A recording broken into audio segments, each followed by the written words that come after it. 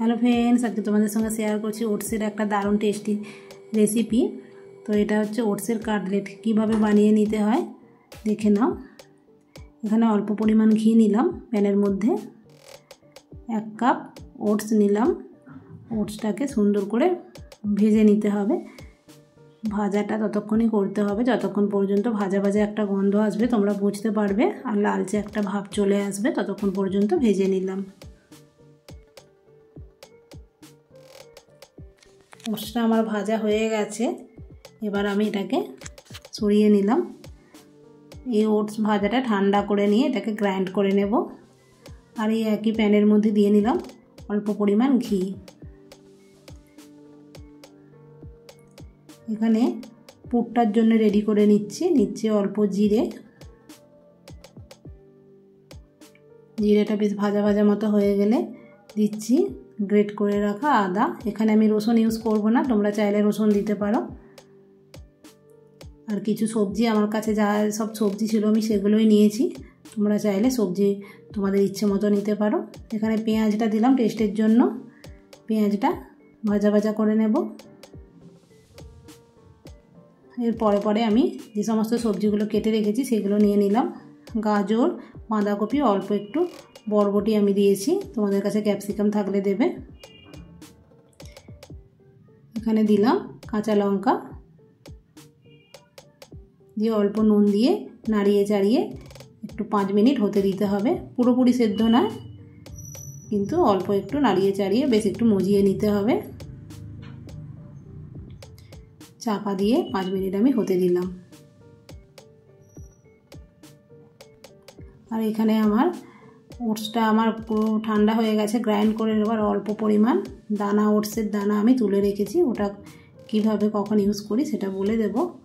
তো এখানে আমি দিলাম অল্প চাট মশলা, তোমরা চাট মশলাটা দেবে, নতুবা একটু লেবুর রসও ইউজ করতে পারো। এখানে ড্রাই রোস্ট করে রাখা বাদাম দিলাম, দিয়ে আমি পুরটা রেডি করে নেব। আর হ্যাঁ বন্ধুরা, ধনে পাতাটা দেবে, ধনে পাতাটা দিলে টেস্টটা বেশ সুন্দর হয়। সমস্ত কিছু আমি মশলার সঙ্গে নাড়িয়ে চাড়িয়ে রেডি করে নিলাম। এবার ওটসটা যে গুঁড়ো করে রেখেছিলাম সেটা আমি একটা প্লেটের মধ্যে নিয়ে নিয়েছি।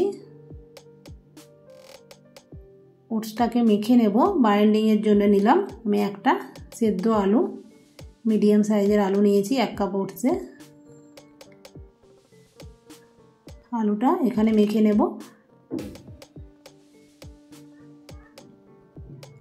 অল্প পরিমাণ দেব এখানে নুনটা দিয়ে আলু, ওটস আর পরিমাণ মতো জল দিয়ে আটার ডোয়ের মতো করে সুন্দরভাবে এখানে মেখে নিতে হবে। আর যে ওটসের আমি দানাটা তুলে রেখেছিলাম সেটাও এখানে দিয়ে নিলাম মাখার সময়, তাহলে যখন আমরা ভাজবো এই রেসিপিটা তখন কিন্তু আমাদের বেশ মুখে দানা দানা মতো লাগবে, ভালো লাগবে খেতে, মুচমুচ করবে। সেই জন্য এইভাবে আমি এটা রেখে দিয়েছিলাম। আর অল্প অল্প জল দিয়ে সুন্দরভাবে একটা রুটির, যে আমরা রুটি বানাই সেরকম একটা ডো বানিয়ে নিয়েছি। ডোটা বানানো হয়ে গেছে, হাতে একটু ঘি লাগিয়ে নিয়ে এবার আমি এখান থেকে লেচি কেটে নেবো। তো 1 কাপ আমার ওটসের মধ্যে 4টে কাটলেট খুব সুন্দরভাবে হয়ে যাবে। এইভাবে গোল গোল করে আমি নিয়ে নিয়েছি, বেশি মতোই নিয়েছি, খুব অল্প নয়। তো এইভাবে একটা বাটির শেপ দিয়ে নিয়ে এর ভেতরে আমি পুরটা দিয়ে নেব। এই রেসিপি তোমরা একবার বাড়িতে বানিয়ে দেখো। ওটসের বিভিন্ন রেসিপির মধ্যে এটা তোমাদের একটা সুন্দর লাগবে। তো কমেন্টে জানিও এই রেসিপি তোমাদের কেমন লাগছে। এইভাবে সুন্দর করে দেখে নাও, মুখটাকে বন্ধ করে দেব, দিয়ে হাতে করে চাপ দিয়ে একটা গোল মতো আকার করে নেব।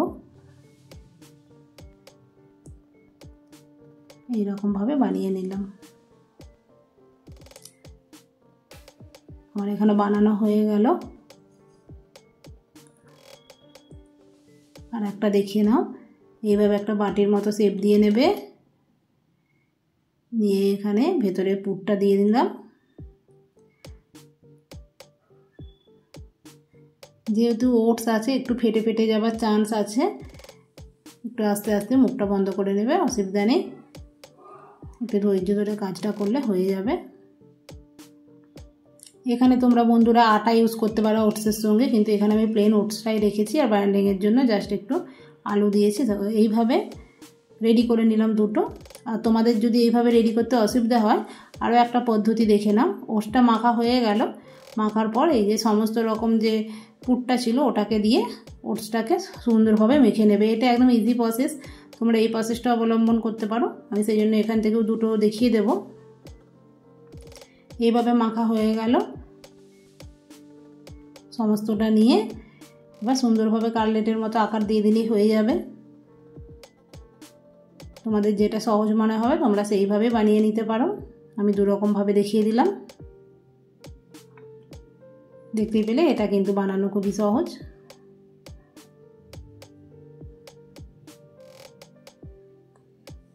এইভাবে আমি বানিয়ে নিলাম সবগুলোই, মিক্সড করে দুটো বানিয়েছি আর পুর ভেতরে দিয়ে সেটা আমি দুটো বানিয়ে নিয়েছি।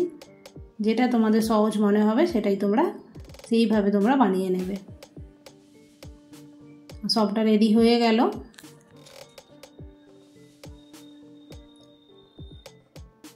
যারা শরীর সচেতন বা বাচ্চাদের টিফিনে ওটস দাও এইভাবে দিয়ে দেখো, বাচ্চারা কিন্তু খুব আনন্দ করে খেয়ে নেবে। অল্প পরিমাণ আমি ঘি নিলাম, ঘিটা গরম করে ওটসগুলোকে দিয়ে নেব। তোমরা চাইলে আরেকটু বেশি তেলেও ভাজতে পারো, কিন্তু এখানে অল্প দিয়েই খাওয়া ভালো। এইভাবে মিডিয়াম আঁচেতে বেশ লাল লাল করে ভেজে নেব। সুন্দরভাবে ভাজা হয়ে যাবে তো বন্ধুরা ওপর থেকে কিন্তু বেশ খড়খড়ে হয়, মানে ক্রিস্পি হয়, আর ভেতরটা থাকে একদম সফট, খেতে বেশ ভালো লাগে।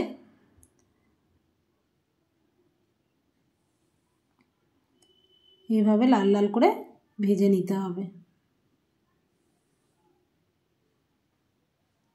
ভাজা হয়ে গেল, এবার আমি সমস্ত কাটলেটগুলো তুলে নিলাম। তাহলে বন্ধুরা তোমরা দেখে নিলে কিভাবে ওটসের কাটলেট বানাতে হয়। আজকের মতো টাটা।